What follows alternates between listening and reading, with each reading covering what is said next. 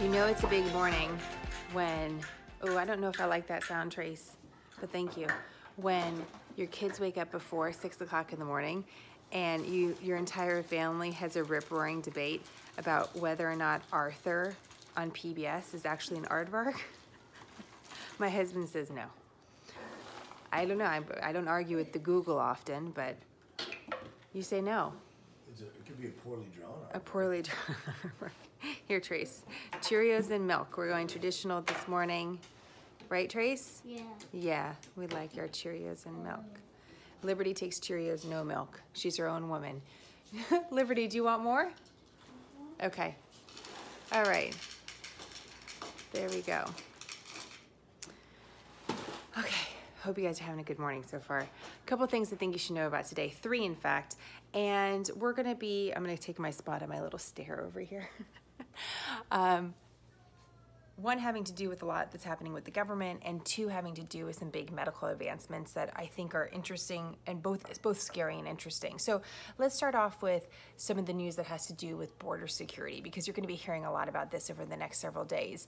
Here's some of the news that we learned yesterday. We knew that there were between 5,000 and 6,000 active duty U.S. troops sent to the border by President Trump because of the caravans of asylum seekers that were headed towards the U.S. southern border. We know that those caravans have already arrived, and we also know that just recently the Department of Defense said they're going to extend the mission at the border to the end of January. At first, these soldiers were going to go home mid-December, or so we thought.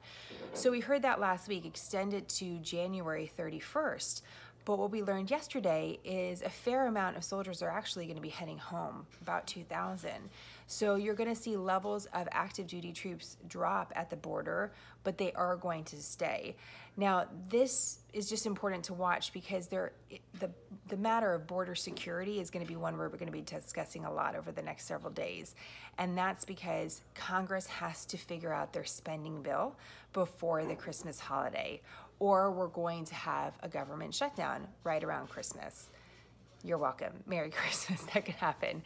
Right now today, the president is going to be meeting with some top Democrats at the White House, and what they're going to be discussing, likely, according to reports, is the president's demand for $5 billion to build a border wall. This has been a demand that he made in the past that he did not get fulfilled. Right now, the budget allocates about $1.3 billion for border security, and that includes building a border fence, but not exactly a wall in certain areas. So it gets a little bit tricky. So this is a real point of contention. It looks like the president's going to be negotiating directly with Democrats, but remember the Republicans have the House and the Senate. So at this time, they're not going to have it come the new year. So it'll be interesting to see how this negotiation goes and who takes the lead, and whether or not maybe the president doesn't get $5 billion. Does he draw a hard line there? What happens? So that's a real point of contention, and that's a story that we're going to watch. So keep that in mind. That's what's going on. Now, 2 stories I want to talk to you about that have something to do with the health industry overall. Have you guys been seeing this kind of rare stories about this rare polio virus in children?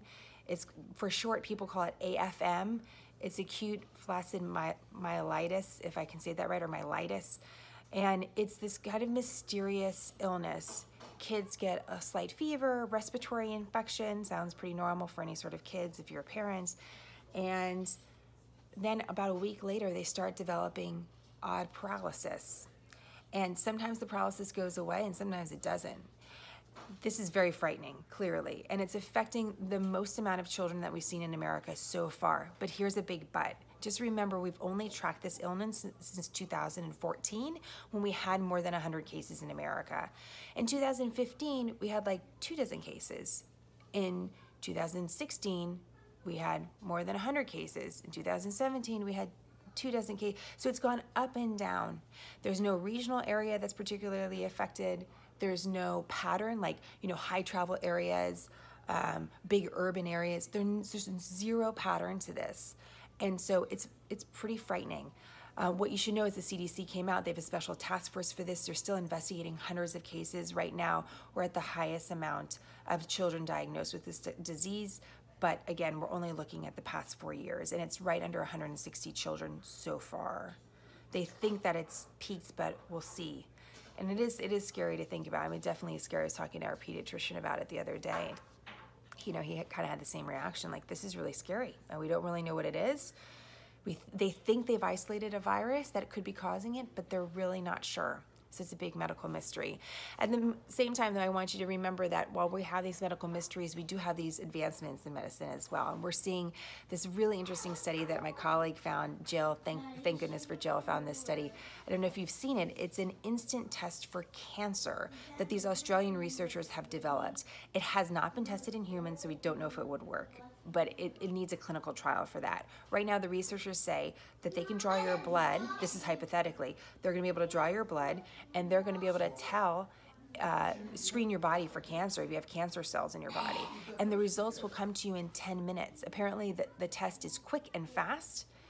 It won't tell you where the cancer is. It won't tell you how bad the cancer is. It would just tell you if you have cancer. It would screen you, essentially, for cancer in your body. Now, what's important about this, again, is that we don't know if it would work for humans, but it's part of this sort of trend in medicine that we're seeing with these instant tests. Have you guys seen like instant HIV tests that you can get results in less than a minute? You can get tested for strep throat really fast now. You used to have to wait for results on that. And we talked to our favorite doctor, Dr. Daria Gillespie, and she said, this is a really big deal because the faster doctors can know you have an ailment, whether it's the flu or strep or cancer or you're having a heart attack, however fast they can know that, then they can begin treating you. And certainly for contagious diseases, it can really affect the population. So that seems to be a popular and interesting trend in medicine and one we should watch, and we'll keep you posted if we hear more about when this cancer test would actually impact human beings. I don't know about you guys, because on the one hand I think, wow, that's amazing. Too much talking, you're right. He knows when my time's up. On the one hand, more information is great. I'm a journalist. I like more information. On the other hand, I wonder, would I really want that screening? I don't know. It's hard to know. Would you guys want that? Would you want to just do, like, you go in for your regular doctor's test, they do a whole blood workup, and this is part of it. And they can say, yes, sir or ma'am, looks like you do have evidence of cancer in your body. We don't know where it is, so we're going to have to now explore and figure it out. I don't know. Uh-oh, my daughter's worried about her hair. See, it starts so early. She's 2. Okay, she can't see. I need to bring her for a haircut, but I don't want her to get those bangs. So I got to figure this out. Any suggestions, welcome. Okay, Trace, too much talking? Yeah, too much talking. Too much talking. All right, I'm getting the hook. Have a great day, you guys. And let us know if you'd like us to cover anything else. Big day tomorrow when it comes to the special counsel investigation and what's actually going on with that, and sentencing for a couple key figures. So just know that's coming if you see any crazy headlines about that. We're working on it. Okay, guys. Have a great day. I'll talk to you later.